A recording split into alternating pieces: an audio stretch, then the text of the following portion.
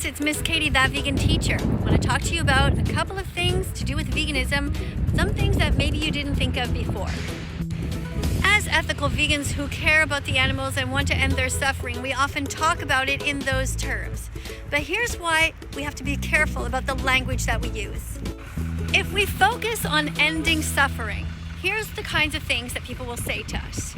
They will say to us, well, if you don't want animals to suffer and you're trying to eliminate suffering as much as possible, what on earth are you going to do if, let's say, you get head lice or one of your children does?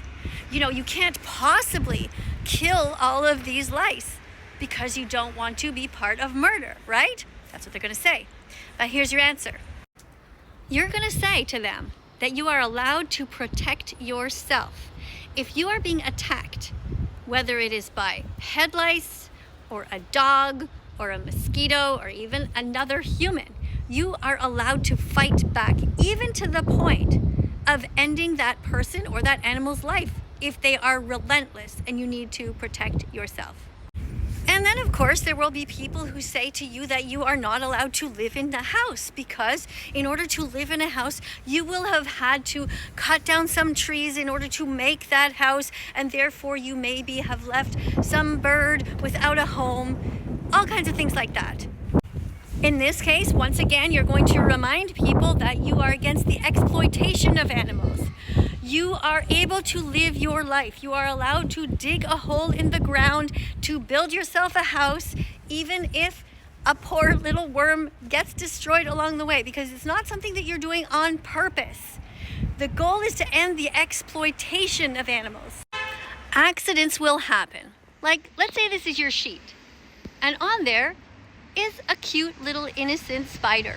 But you don't even know the spider's there. So you bring your sheet in, but before you bring it in, you shake the sheet and the spider falls down. That's not your fault. You didn't hurt the spider on purpose. It's an accident. You did not exploit the spider.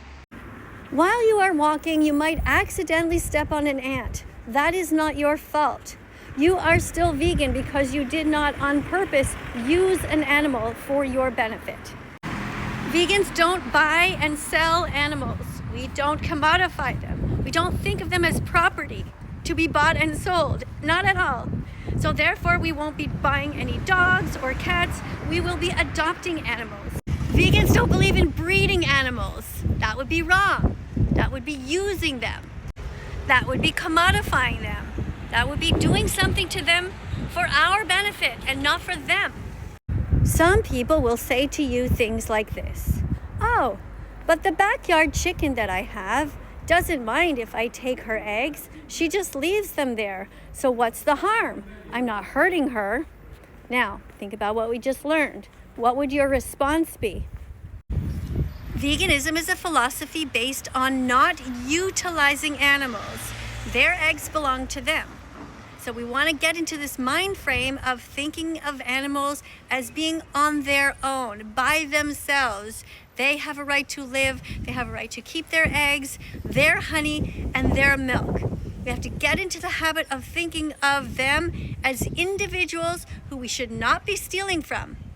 All birds have a right to be free, to wander the planet without any human interference. We should not be putting turkeys or chickens in cages. We should not be breeding them. We should not be stealing their eggs, their dignity, their freedom, or their lives. At some point, somebody's probably going to tell you that they think it's okay to take milk from a cow because it doesn't seem to hurt her. But once again, remember the definition of veganism. We don't use animals. We don't exploit them. We don't take from them. It is not okay to objectify them. Their milk belongs to their babies. It's not about ending harm. It's not about ending suffering. It's about ending the insanity, the utilization of animals as commodities. If you build a little tower of rocks like this, it is a vegan activity. You didn't on purpose go out of your way to use any animals, to exploit them, to buy or sell their body parts. Going fishing, however, is not a vegan thing to do because you are taking the lives of animals. They have a right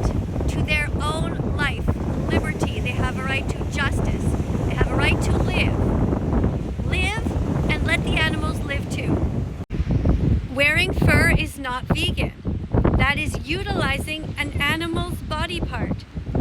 Neither is wearing wool. That's not vegan. That's utilizing an animal's body part. Wearing feathers in a jacket is not vegan. That is utilizing an animal's body part. So let's go over what we've learned. Being vegan means you don't exploit animals. You don't commodify them. You don't utilize them. Does that make sense? All right? Yes, there might be some kind of suffering sometime. That is not our main goal, to end suffering. Well, of course we don't want them to suffer. But suffering will occur sometimes, such as in the natural world. Lions will eat zebras. There will be sharks who eat other fish. That is not our business to interfere with.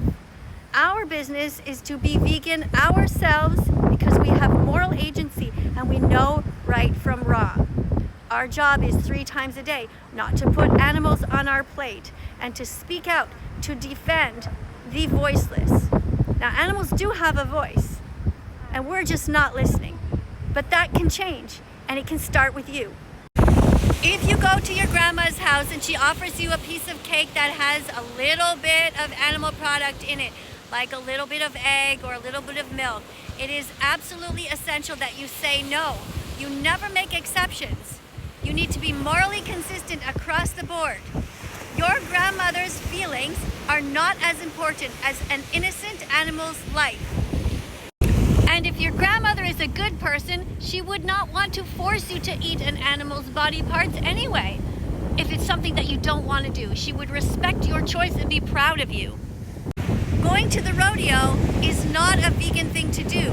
You are paying for a ticket to watch animals being used. Same as a circus. Same as something like a bullfight. These are not vegan activities, so you should not be partaking in them. Don't go to SeaWorld either.